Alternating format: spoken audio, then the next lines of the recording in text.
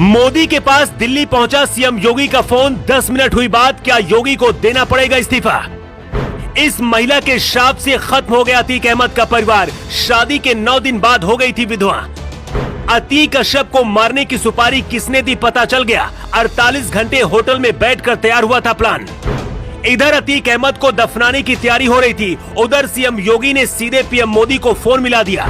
वैसे तो योगी को सीधे दिल्ली जाना था, लेकिन हालातों को देखते हुए फोन पर ही बात करनी पड़ी और इसके बाद यूपी से लेकर दिल्ली तक खलबली मच गई। इधर अतीक अहमद की खबर खोदी जा रही थी और उधर जिस शख्स ने अतीक और अशरफ को मारने की पूरी प्लानिंग की, उसके बारे में भी पता चल गया। 48 घंटे एक होटल में बैठकर पूरी कहानी लिखी गई थी और फिर उसे अंजाम तक पहुंचाया गया। जिसने अतीक अहमद को मरवाया वो कौन है आपको बताएंगे, लेकिन उससे पहले आपको बताते हैं उस महिला की कहानी जिसके श्राप ने अतीक अहमद के परिवार को खत्म कर दिया। ये वो महिला है जो अतीक अहमद को खत्म करने के लिए पिछले 17 साल से लड़ाई लड़ रही थी। अतीक अहमद को बर्बाद करने और खत्म करने के पीछे सबसे बड़ा हाथ पूजा पाल का है। शादी के 90 दिन ही पूजा पाल के पति राजू पाल की हत्या अतीक अहमद और उसके भाई अशरफ ने करवाई थी। पूजा पाल बहुत गरीब घर की बेटी है। अस्पताल में 500 रुपए महीने की नौकरी करती थी। 2005 में राजूपाल की हत्या के बाद से ही अतीक अहमद का बुरा वक्त शुरू हो गया और विधवा पूजा पाल का श्राप अतीक और उसके परिवार को निगल गया। योगी सरकार में अतीक अहमद के गुनाहों का हिसाब हो गया है, लेकिन क्या अतीक अहमद की वजह से योगी आदित्यनाथ को मुख्यमंत्री की कुर्सी से इस्तीफा देना पड़ेगा? क्या दिल्ली से संदेश आ गया है और ऐसा क्यों होगा, इसकी वजह चलिए आपको बताते हैं। अतीक अहमद केस में अब असदुद्दीन ओवैसी की एंट्री हो गई है। ओवैसी पूरे देश के मुसलमानों को अपने पक्ष में करने की कोशिश कर रहे हैं और अतीक अहमद के जरिए हवा बनाकर योगी के खिलाफ बहुत बड़ी साजिश रची जा रही है। ओवैसी ने कहा आज बीजेपी सत्ता में है तो कल कोई और होगा, तब क्या होगा? जश्न तब मनाओ जब कोर्ट सजा देगा।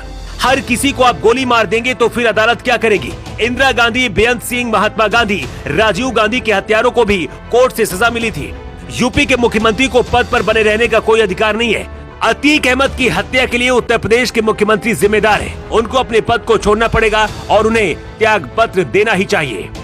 मायावती से लेकर अखिलेश यादव, डिंपल यादव से लेकर कांग्रेस के बड़े बड़े नेता अतीक अहमद के पक्ष में बयान दे रहे हैं। ये सच है कि जिस तरह से अतीक अहमद की हत्या हुई वो गलत है, लेकिन ये भी सच है कि अतीक ने जिन लोगों को मारा और जिन लोगों को मरवाया, तब यही नेता उसके कंधे पर हाथ रखकर माला पहनाते थे। हर किसी को पता है कि यूपी से योगी को हटाना आसान नहीं होगा, तो क्या अतीक को मोहरा बनाकर योगी को बलि का बकरा बनाने की कोशिश की जा रही है? सूत्रों के हवाले से खबर है कि योगी आदित्यनाथ ने पीएम मोदी से सीधे फोन पर बात की है और पूछा कि अब आगे क्या करना है, क्या मैं इस्तीफा दे दूं?